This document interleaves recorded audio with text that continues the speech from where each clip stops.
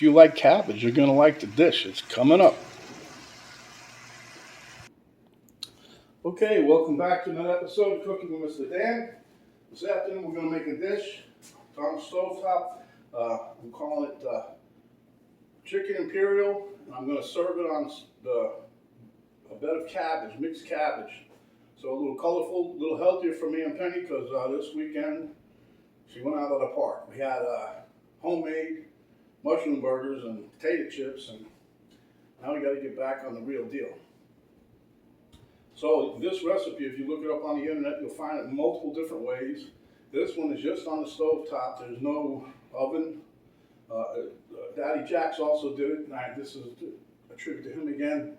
A lot of this is part of what he does. So anyway, without further ado, let's get to it. I've already cooked the cabbages, as you guys seen, so got to get some of that going.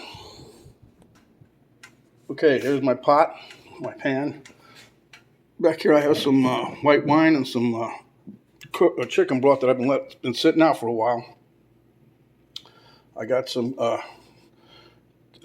cayenne red pepper here. I got my Cajun, my blackened seasoning, and my red lentil breadcrumb. There I have some Dijon mustard, onion. There's some shallot. Here's some green onion, minced garlic. There's some mushrooms I'm going to chop up a little finer. There's my said cabbage. And here we have some multiple colored bell peppers. Okay, let's get to it. Okay, so the first thing we're going to do is spray the pan. It's hot. Same pan I used, I wiped it out though. Let's put some nice butter in there. And here we're going to take some of the shallot. Now the shallot has a kind of a unique flavor. If you guys never had it, it's I'm going to pour it on, it don't matter.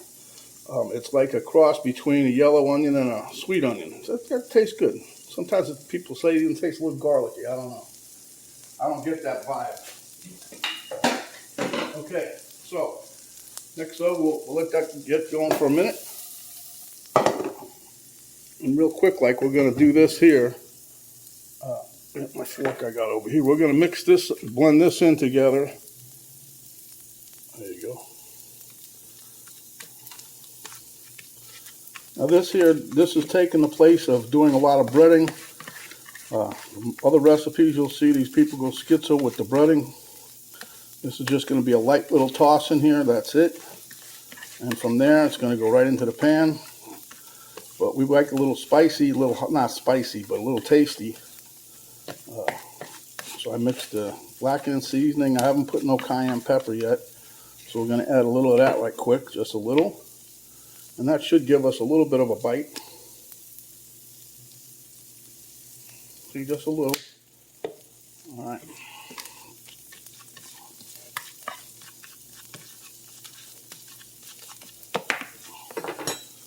Okay, so we'll take our chicken and we're going to lightly coat it, not going crazy with it. See? Shake off all the excess.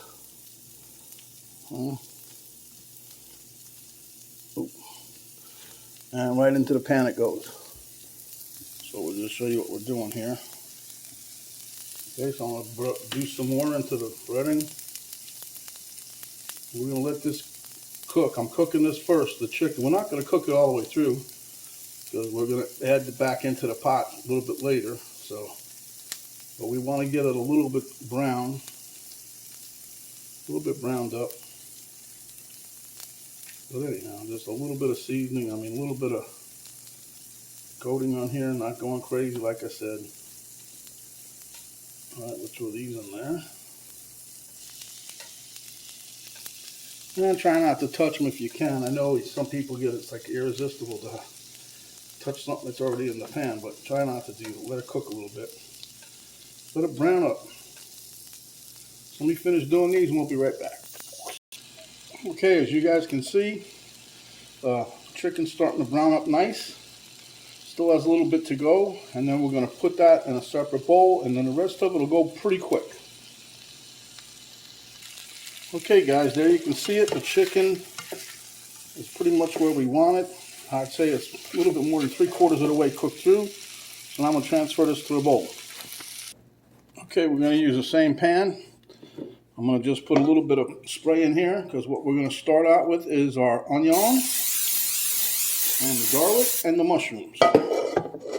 Reason being, I want to get the mushrooms starting to cook, and I'm going to hopefully render some juice down. We'll use that in the recipe too. But anyway, here goes the onion. Well, I'll tell you, if you had smell-o-vision, you'd be wanting to dive right into this pot or the kitchen. Anyway, let's get this going. Now this part here won't take as long. The chicken, it took probably 15 minutes, not even, to get it where I wanted it to crisp. I put a lot of chicken in there though. And I'm using this little burner, which is not the hottest baby on the planet. But I might get started back to using the stove again. Just a lot more convenient because I got more space over here to keep everything in line and keep it going, you know. But anyway, let me get these onions rendered a little bit and we'll be right back. Okay, now we're going to pop in the garlic. This is fresh garlic. I chopped up the cloves and minced them up best I could. Might have could have got them a little smaller, but I like the garlic, so it don't matter. And once the aroma hits you, you know you're cooking. Okay. Now you can serve this. I'm serving it on a bed of cabbage. I did multicolored cabbage, the red one and the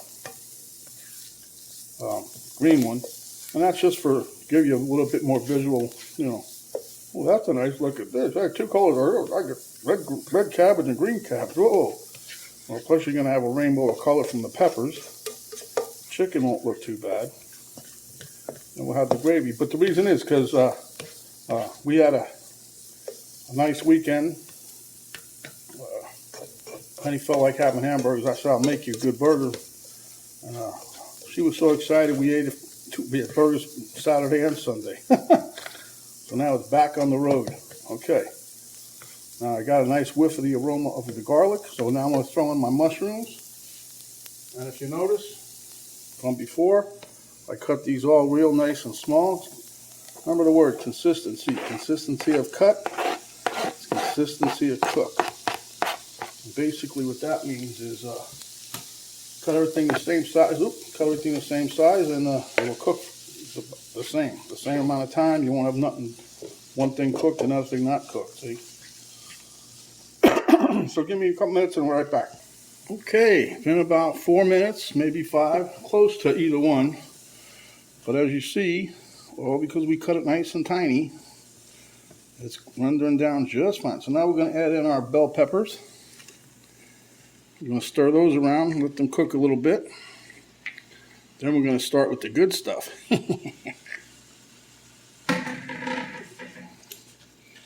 You know, you want to have a fair amount of the bell pepper. I like the bell peppers, but anyway. It'll brighten up the dish, got a good flavor. And right now what I'm going to do is add a pinch of salt and pepper, because I haven't added any yet. And then we're going to let this render down for a couple minutes, and then we'll be back. And the rest of it's quick and easy. Okay, my friends, here we are again. Woo-hoo, this is the aroma. Oh, look at this, nice, huh? Okay, so now we're going to add us a little bit of wine. Tell you the good stuff's coming.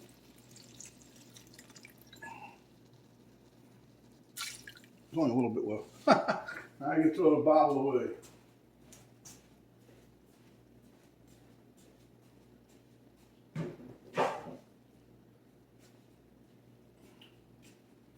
And what we're going to do now is we're going to let that cook down a bit, stir it around, bring it up to temp again, and I'm going to let it cook off. But as you can see, the color of the liquid is getting that, mushroomy color. That's what we're looking for. That's what I'm looking for anyway. It shows you the mushrooms, they gave up some of their internal fluid, liquid.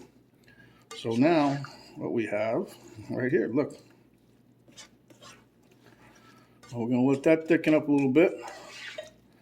Cook out all that nasty alcohol and just leave us the good flavor. I'm telling you, if you guys had smell-o-vision, hoo-wee, you'd be all over this kitchen in a heartbeat, like bees to honey. That's as far as we're going. Oh, geez, I cracked myself up. Okay. I'm just going to cap this a little bit to let the heat get going, and then we'll take the lid off. And so then we'll be back in a couple of minutes. Okay, so now that's rendered down a bit. Just tasted it. It tastes delicious. There's no alcohol flavor in it. It tastes just like the bell peppers mostly. But now we're going to put a little chicken broth in here. Chicken stock, chicken whatever you want to call it. Probably about a little more, third of a cup. The reason I'm doing that much is because I got a lot of chicken here. So I'm just going to keep this out in case I need to add more fluid. And we're going to stir this around and let it get happy.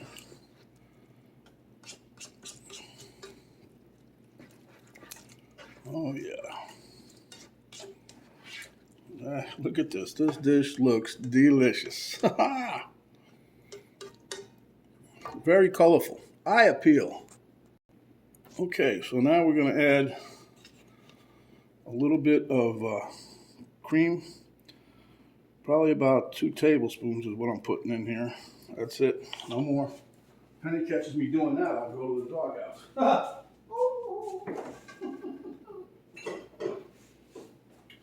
That's going to give it a nice little creamy color. Then we're going to let this simmer down a bit. Oh yeah, see, that's what we're looking for. Now we mix it up. Wait till we let this cook down a bit, and then we'll be putting the final touches on the dish. Look at that, huh? Does that not look good or what? All right, we'll be back in a minute. That's nice. Look at that. Let this render down a bit, thicken up. Okay, guys and girls, as you can see, we got us simmering pretty well. But from the powerful back room of the house, I diced up some of my queen's favorite pepper, which would be her dad's banana peppers. And we're putting those in for a little more flavor. I think it'll be a good addition. Now, you heard me. I think it'll be a good addition.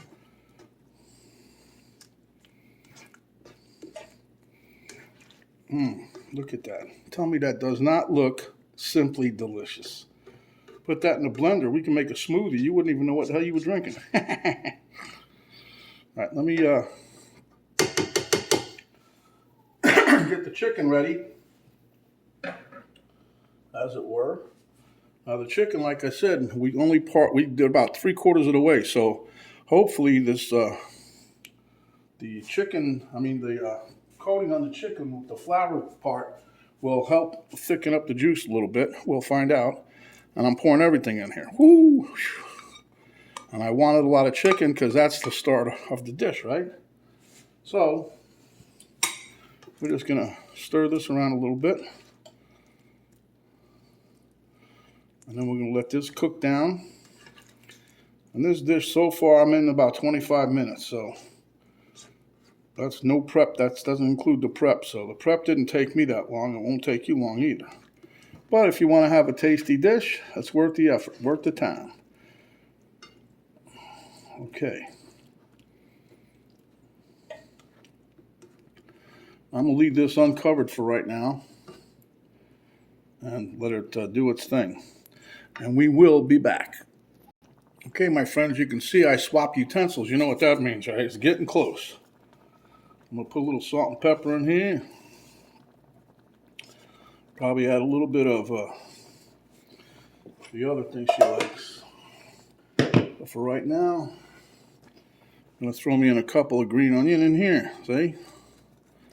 We'll garnish also with some green onion. And we're letting this, it is getting a little thicker, so that's what we're looking for. And most of the breading is still on the chicken. That's a good sign, so we did good with that.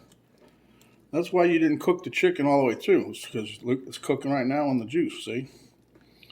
But anyway, this is going to be so delicious. The chicken's going to be so tender. Oh, you guys are going to think you died and went to heaven. Or at least maybe come to Mr. Dan's house. Nice recipe. Yeah. So what I'm going to do for her right now is add... This was not on the recipe. Well, this is on the recipe, by the way, right here. I almost forgot my mustard. That goes in towards the end, which is where we're at. We rinse off the spoon for all you germaphobes. And we're going to add about a tablespoon of Dijon mustard to the mix. Okay, that's it. Mix that right on in there. That's gonna wake up the flavor. That's why when you're getting a dish together and you're getting ready to cook, everything has its place. Mise en place and mise en place, whatever. Oh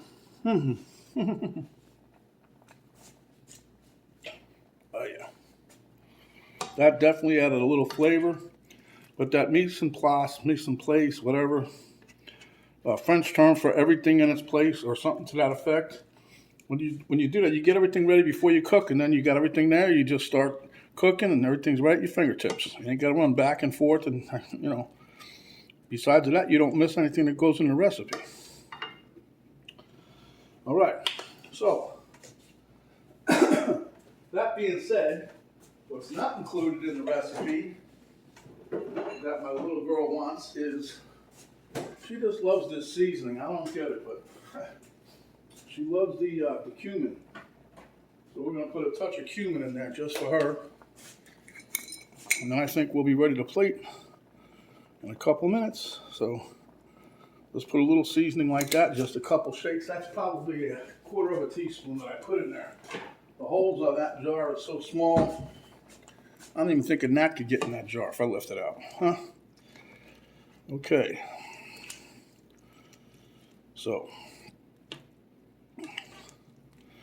let this render down a little bit more and let the flavors we just put in there meld in. And then we'll be back to plate up. Okay guys, so I'm going to move you over to our plating station. This really has, it's a good juice. It's a nice. So we're going to move you over here for a minute and we'll show you what we got. Okay, so what we're going to do is just plate this up. I'm doing it over cabbage, like I said. You guys can serve it over noodles or whatever it is you like. Give us a little more bell pepper in there. But we're trying to get back on the road to happy and healthy. Yeah, I mean, this is not Walgreens either. Okay, so there you have it. We're going to garnish this up with a little bit of the green onion right on top.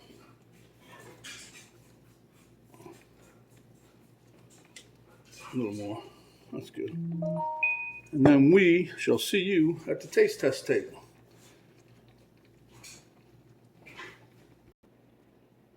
Okay, Mr. Dan here at the taste test table. I'll tell you, this smells like gangbusters. The aroma will knock your socks off. Okay, first thing we're doing is a piece of the chicken. Wow, that is tender.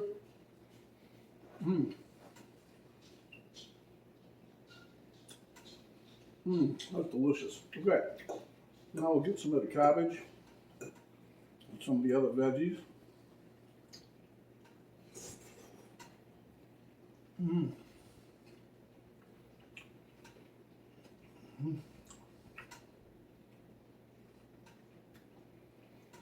It's got such a wide range of flavors.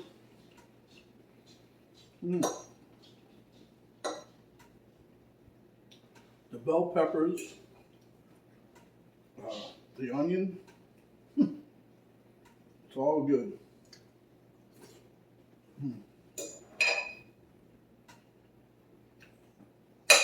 I'm trying to get in a piece of that chicken with some of the other good stuff at the same time.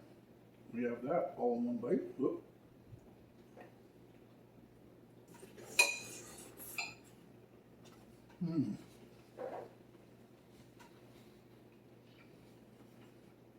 Wow. If you guys get a chance to try this, you really should. This is my version of Chicken Imperial done on the stovetop. Again, it was also inspired by Daddy Jack Chaplin.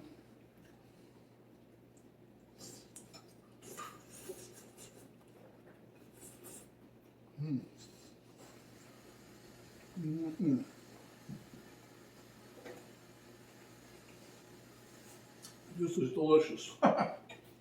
Okay, without further ado, if you like what we did, give us a thumbs up. Share with your friends, neighbors, enemies. If you haven't yet, please subscribe. I can use the help with subscriptions. There'll be a little arrow down below the video box. You hit that. Drop down box will come down. There you'll have a link to my Cooking with Mr. Dan Facebook page. Also a link to my daughter's website, artwork site, and a complete recipe and ingredients and how we did this delicious dish. So, my friends, stay hungry, and when you are, you come back and we will give you another delicious dish just like this. This is Mr. Dan saying stay safe, be happy, and we'll see you on the next video.